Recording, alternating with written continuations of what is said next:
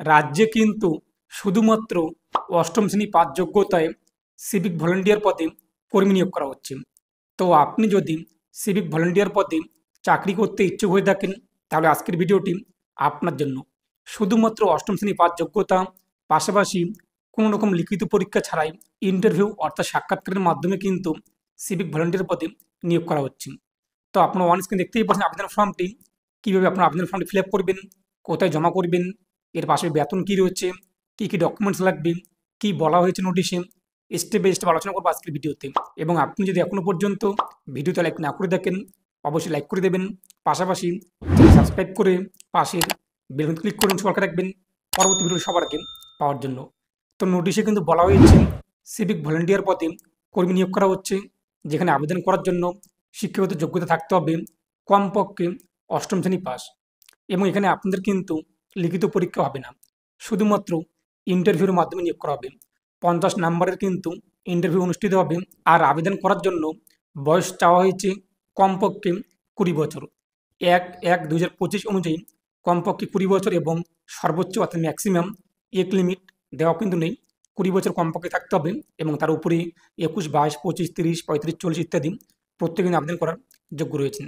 এবং আপনার নামে কোনো রকম কোনো থানায় যাতে এক কথায় মামলা কিংবা কোনো আপনি অপরাধমূলক কাজ করেছেন, কোনো এফআইআর কিংবা কোনো কেস, ক্রিমিনাল কেস ইত্যাদি নথিভুক্ত রয়েছে, এরকম কিছু থাকলে কিন্তু আবেদন করার যোগ্য আপনারা হবেন না।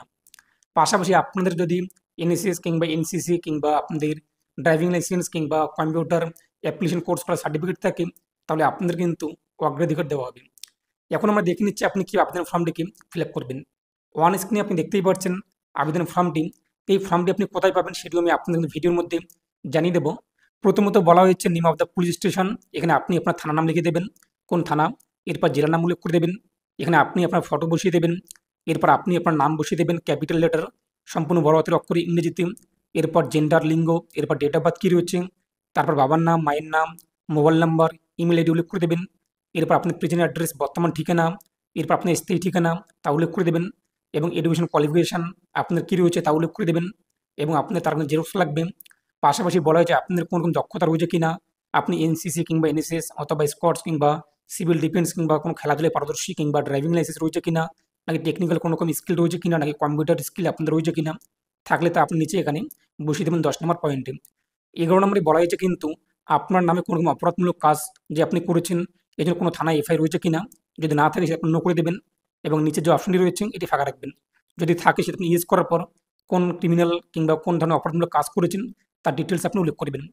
এরপর নিচে দেখতেই পাচ্ছেন সিগনেচারের জায়গা, এখানে আপনি আপনার সম্পূর্ণ সিগনেচার করে দেবেন, ফুল সিগনেচার। পাশে আপনি ডেট এবং প্লেস উল্লেখ করে দেবেন। এটি কিন্তু আবেদন ফর্ম। এখন এই আবেদন ফর্মটি আপনি কোথায় পাবেন? আপনি আবেদন ফর্মটি নিকটবর্তী থানা থেকে সংগ্রহ করতে পারবেন, কোন থানা থেকে সেটা বলে দিচ্ছি। এছাড়াও আপনারা কিন্তু অনলাইন থেকেও ডাউনলোড করতে পারবেন।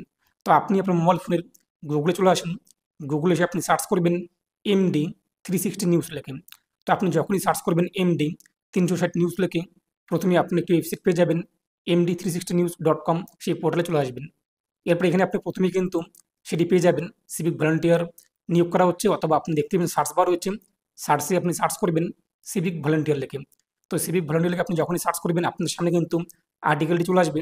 এরপর এখানে আপনি দেখতেই পাচ্ছেন যে বিস্তারিত, এখান থেকে আপনি জেনে নিতে পারবেন যে আবেদন করার যোগ্যতা, এর পাশে বয়স থেকে শুরু করে কী কী ডকুমেন্টস লাগবে, কতগুলো শূন্যপদে নিয়োগ করা হচ্ছে, কতদিন পর্যন্ত আবেদন চলবে, তা আপনি এখানে কিন্তু দেখতেই পাচ্ছেন।